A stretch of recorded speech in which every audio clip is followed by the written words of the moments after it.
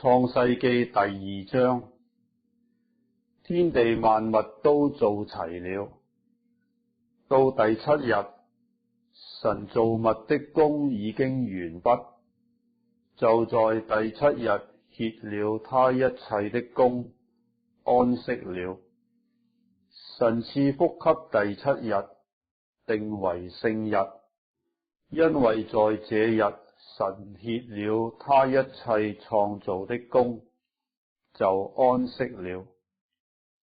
創造天地的來歷，在耶和華神造天地的日子，乃是這樣：野地還沒有草木，田間的菜蔬還沒有長起來，因為耶和華神還沒有降雨在地上，也沒有人耕地，但有霧氣從地上騰，滋潤遍地。耶和華神用地上的塵土造人，將生氣吹在他鼻孔裏，他就成了有靈的活人，名叫亞當。耶和華神在東方的伊甸立了一個園子，把所造的人安置在那裏。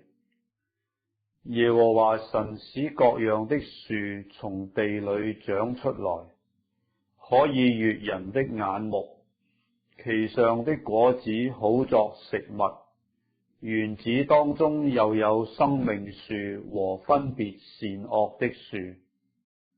有河從伊甸流出來，滋潤那園子，從那裏分為4道。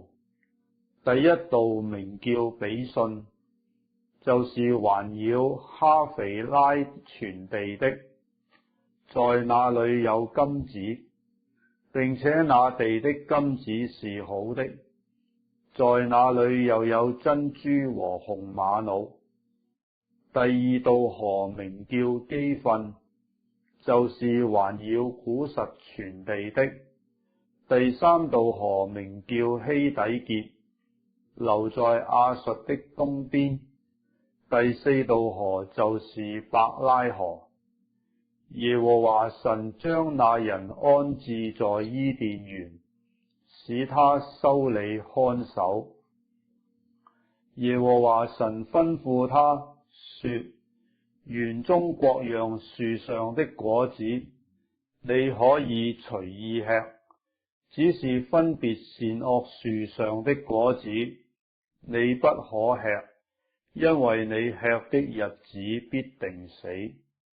耶和華神說：那人獨居不好，我要為他做一個配偶幫助他。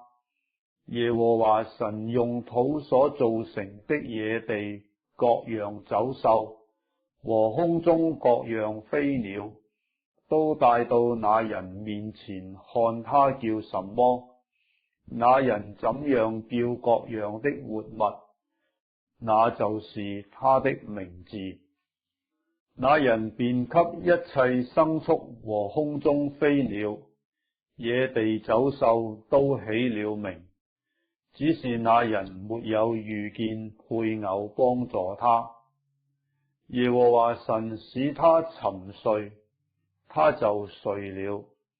於是取下他的一條肋骨，又把肉合起來。耶和華神就用那人身上所取的肋骨，造成一個女人，領他到那人跟前。那人說：這是我骨中的骨，肉中的肉，可以稱她為女人，因為她是從男人身上取出來的。因此，人要離開父母，與妻子聯合，二人成為一體。當時夫妻二人赤身露體，並不羞恥。